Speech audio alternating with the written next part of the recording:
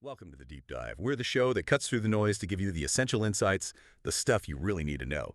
And today, we're going deep, really deep, into something absolutely critical for anyone in aviation, especially if you're navigating those ATPL theory exams, like our listener today. We're talking about aircraft oxygen systems and safety, the silent guardian on every flight. Now, this isn't just about ticking boxes for an exam. It's about understanding why the air you breathe up there is so carefully managed, how tiny details like a simple chemical reaction can make all the difference of 40,000 feet. So, our mission today, we're cracking open a key source, the Aircraft Oxygen Equipment chapter, from Aircraft Oxygen Systems and Safety. We're going to pull out those vital nuggets of knowledge, the ones that will help you ace your ATPL theory, sure, but also the ones that build that gut understanding you need for real-world flying. Safety, that's the core. We'll look at what's in these systems, how they work, and the safety rules, the non-negotiables. Exactly, and that's the crucial part. It's not just theory, is it? It's fundamental for any pilot. Think about it. A rapid decompression at altitude. It's one of the most immediate dangers you face. In that moment, your ability to react correctly, quickly, based on this knowledge, well, it directly impacts safety, everyone on board, yourself included. So this deep dive, it's about building that foundation, that confidence to act when it truly matters. Okay, let's unpack this then, starting with the absolute bedrock. Why do we even need these systems? Let's talk about the invisible threat, hypoxia. Expert, it sounds technical, but what's really happening to the body up there? Why is it so dangerous? Good place to start. Hypoxia, simply put, means your body isn't getting enough oxygen to function properly. As you go higher, the air gets thinner, fewer oxygen molecules per breath. Your lungs might be working fine, but if there's not enough oxygen in the air, your blood can't deliver enough to your brain, your muscles. And the insidious part, it doesn't always hit you suddenly. Often the first signs are subtle, very subtle, which makes recognizing it early absolutely vital for aircrew. Subtle. Okay, so what exactly are those signs and symptoms, the things we need to be watching out for, maybe in ourselves or our colleagues?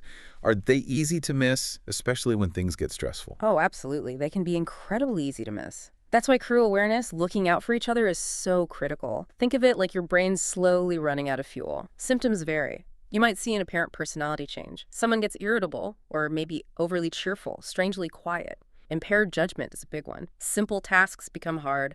You might make poor decisions, things you wouldn't normally do. Then there's muscular impairment, difficulty with controls, writing, just general coordination loss. Memory impairment too. Forgetting simple things, recent events. Sensory loss can happen. Tunnel vision, blurry sight, hearing loss, maybe even tingling. And if it continues, well, it progresses quickly. Impairment of consciousness, confusion, semi-consciousness, unconsciousness, and ultimately, death.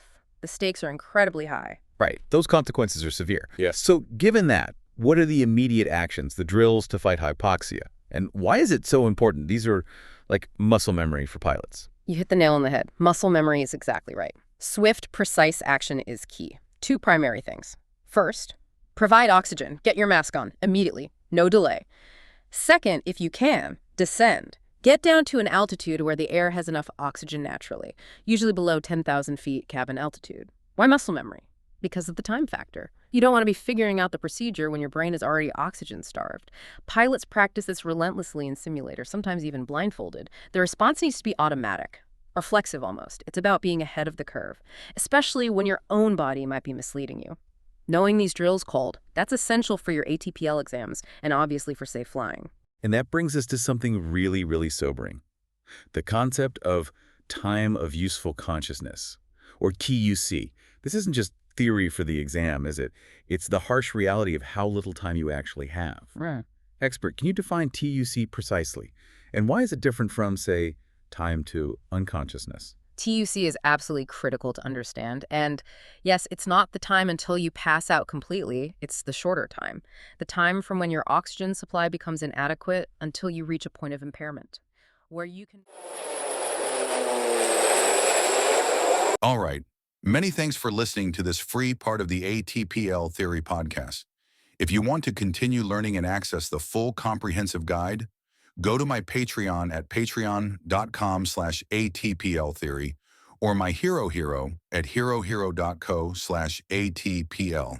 That is patreon.com/ATPLtheory or herohero.co/ATPL. Wishing you all the best.